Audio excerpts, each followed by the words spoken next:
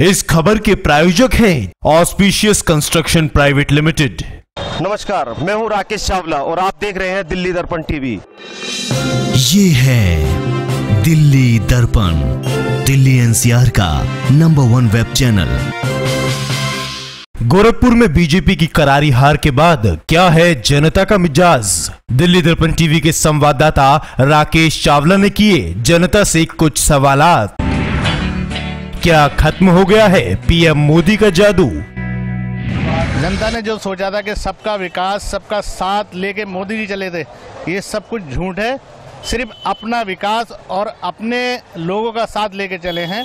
जो उनके मंत्री हैं, संतरी हैं, जो पब्लिक स्टैम्प त्राही कर रही है, यहाँ से मैसेज जाता है यूपी के लिए और बिहार के लिए कि बीजेपी को जिस वजह से लाए थे वो बीजेपी फेल हो चुकी है। अब आगे भी नरेंद्र मोदी का जादू नहीं चलेगा। मेरी राय ऐसी है भाई, देखो मेरे को तो कोई फर्क पड़ता नहीं है साहब के ना। और जादू की ऐसी है भाई, अगर वो जादूगर है तो लोगों का गलत सोचना है साहब के ना।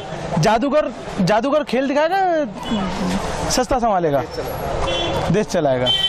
और बाकी अच्छे दिन कहा था उसने आएंगे, तो भैया मैं तो कुछ कह नहीं सकता, हो सकता अब आएंगे। इसका मैसेज सीधा एक ये जाता है बीजेपी की हार का वहाँ उपचुनाव के अंदर कि यूपी की जनता बीजेपी के शासन से खुश नहीं है और इसीलिए गोरखपुर और फूलपुर से बीजेपी के अगेंस्ट मैंडेट गया है। ये काटने की और बांटने की जो राजनीति बीजेपी ने की है, ये उसका जवाब जनता ने बीजेपी को दिया है कि सोच की ज़रूरत है, विचार की ज़रूरत है, देश को तरक्की दिलाने की ज़रूरत है। किसी का कारोबार नहीं है, कारोबार सबका खत्म होता जा रहा है धीरे धीरे। आदमी तहाई मांग रहा है, तो क्या फायदा है ऐसे काम का, ऐसे विकास का? जब पब्लिक भी परेशान हो, चिंता में हो, डूबी हुई हो, तो इसके आदमी का मैसेज यही जाता है कि मोदी जी अपनी जो वादे करके आए थे उसमें खड़े नहीं उतरे हैं और वो चीज गलत हो रही है। अब क्या लोगों को अखिलेश मायावती का साथ पसंद है? जी, मुझे कुछ अखिलेश का काम अच्छा लगा। मायावती से तो नहीं सहमत है, मगर मुझे अखिलेश का काम अच्छा लगा। यूपी गवर्नमेंट अखिलेश ने काम बहुत किए हैं। मुलायम सिंह के टाइम पे भी काफ़ी काम का उन्होंने काफ़ी काम किया यूपी में, क्योंकि यूपी में मैं रोडों से जुड़ा हुआ हूँ। काफ़ी रोडों के काम अच्छे करे उन्होंने और काफ़ी अच्छी सरकार चलाई उन्होंने। और यूपी में तो अखिलेश की सरकार चलेगी। गोरखपुर में क्यों हारी बीजेपी? और गोरखपुर के अंदर तो जहां तक मैं समझता हूं कि ऑक्सीजन जो है, ऑक्सीजन पे जो मासूम और मजलूम बच्चे मरे हैं और उनके ऊपर जो ठीक से सुनवाई नहीं करी गई, ये भी एक उसका प्रमुख कारण रहा है। और बाकी शासन व्यवस्था के बारे में तो मैं कह ही चुका हूं आपसे। बीजेपी हारी है गोरखपुर में, इससे क्या मतलब? यार देखो, हार जीत तो लगती है भाई। हार जीत, अगर दो पहलवान लड़ेंगे जरूरी मतलब मैं जीतो। लोग कहते थे, अब बुरा मत मानना, लोग कहते थे मोदी जी क्या करते हैं कि मशीन खरीद लेते हैं।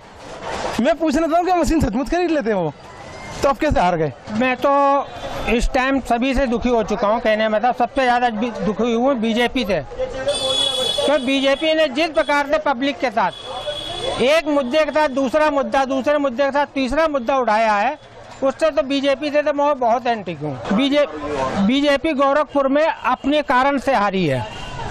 जो एक मुख्यमंत्री वो बनाया गया, उसको केवल मुख्यमंत्री बना दिया गया। मुख्यमंत्री बनाने का उसका कोई उद्देश्य ही नहीं दिखाई पड़ा, उसका कोई काम नहीं दिखाई पड़ेगा। और रही बात बीजेपी की, बीजेपी में क्या है कि बीजेपी की सरकार तो चलनी नहीं है किसी कीमत पर। उसकी वजह है कि सारी आवाम परेशान है, यानी समाज में हर आदमी, समाज का जितना भी आदमी है सारा परेशान है कि कभी सीलिंग कराते हैं तो कभी जीएसटी लागू करते हैं, तो कभी कुछ कभी कहीं झगड़ हो जाते हैं। ये टोटल काम इन्हीं के ही है, इन्हीं की सरकार में इन्हीं ये काम है, बाकी सरकारों में कुछ ऐसा नहीं है, दूर तक ऐसा ही है। 2019 में कौन होगा भारत का प्रधानमंत्री? राहुल गांधी को। क्यों ऐसा? क्योंकि बीजेपी जो मुद्दे को लेकर आई थी, सबका साथ सबका विकास, वो किसी का हो नहीं रहा है। सब पब्लिक परेशान है, सीलिंग का हो, जीएसटी हो या फिर भ्रष्टाचार का मामला हो, पब्लिक परेशान है, बहुत ज़्यादा दुखी है। लिहाजा ये है कि हम तो चाहते हैं हमारे अपने कांग्रेस ही आ जाए, वही बढ़िया है। अगर ये सेंट्रल में अगर कांग्रेस सरकार आए तो बेहतर है, बल्ले बल्ले पर। तो देखा आपने इस तरह जनता की क्या राय थी यूपी में करारी हार बीजेपी को लेकर। आप देखते रहिए दिल्ली दर्पण टीवी। लेटेस्ट खबरों के लिए सब्सक्राइब करें हमारा यूट्यूब चैनल या फिर लॉग ऑन करें www.delhidarpantv.com। खबरों की कवरेज और विज्ञापनों के लिए संपर्क करें इस नंबर पर।